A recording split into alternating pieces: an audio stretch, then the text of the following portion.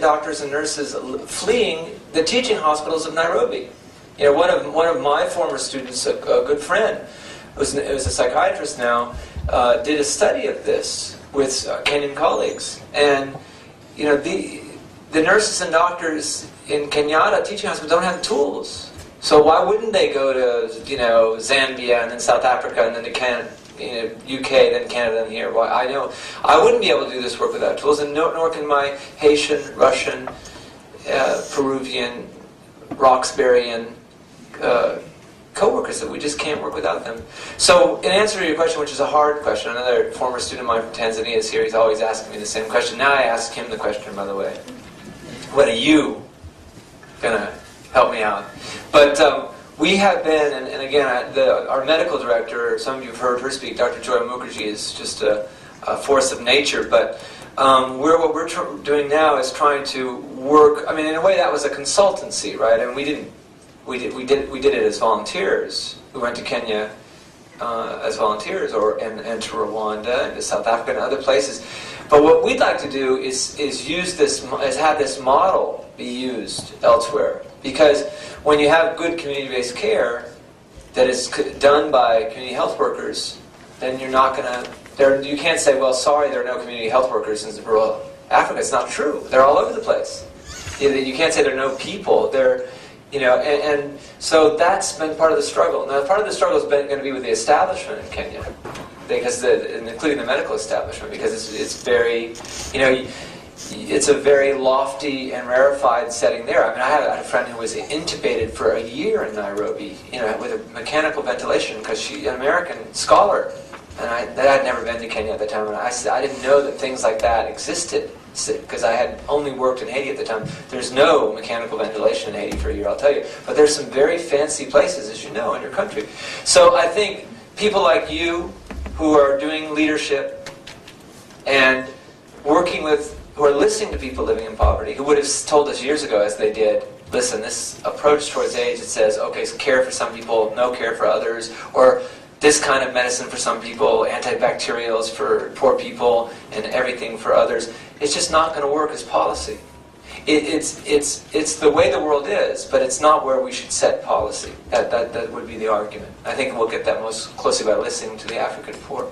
I've met ministers in Africa, I won't mention which country, not yours, but who said, well, this is absurd, we really can't be sinking money into this. And then you ask them, or if you're, I'm not sassy to ministers, but cabinet members. But then you'll find out that the IMF, has told them they have to cap their social spending. And then you find out 4,000 Kenyan nurses get laid off, and it's related to some international. I'm saying IMF, I'm not sure I'm right on that, but we'd have to check it out. But it's not, we're all in this, is basically what I'm saying. And this place could provide a lot of leadership by listening to the poor.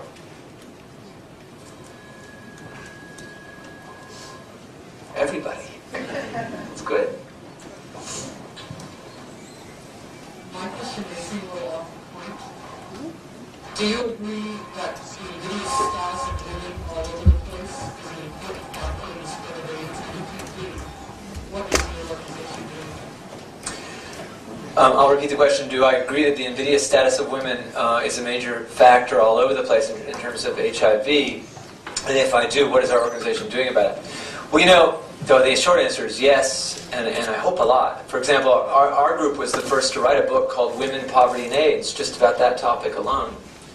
And that was 10 years ago, and it's been an uphill struggle.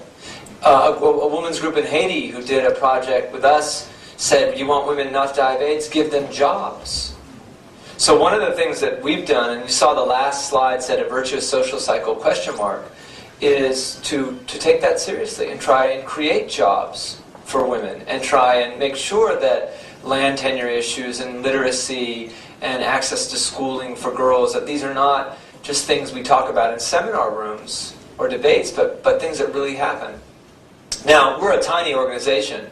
You'd be shocked to hear how small Partners in Health is. It's a very small organization. Harvard, however, is a little bit larger.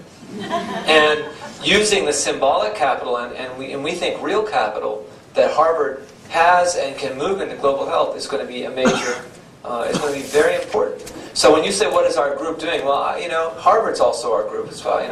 It's part of my group.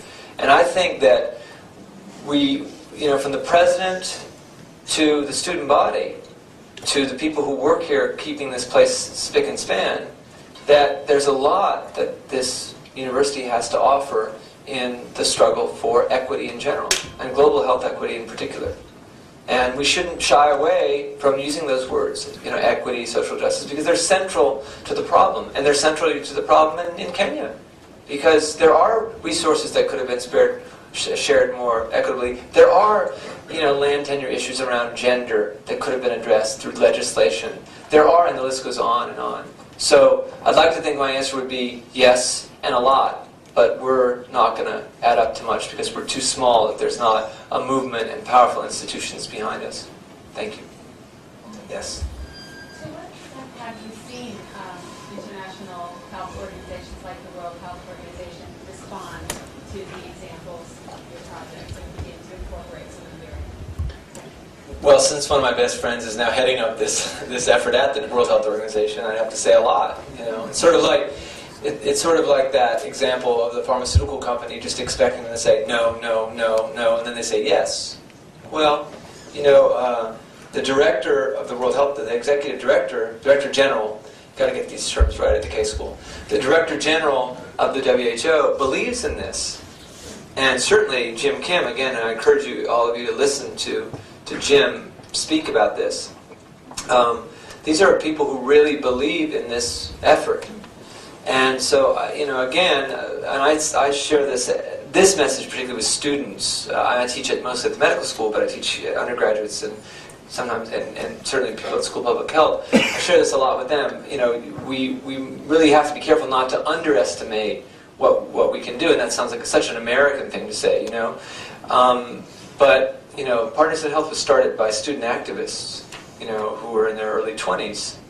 And this project that you saw, community-based HIV care, was started by rural peasants, and who said no. Who said, your job, find the meds, we'll help make sure that the strategy gets worked out.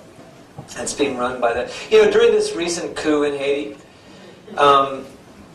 we, as far as we can tell, not a single dose of ARV meds were missed in our project area.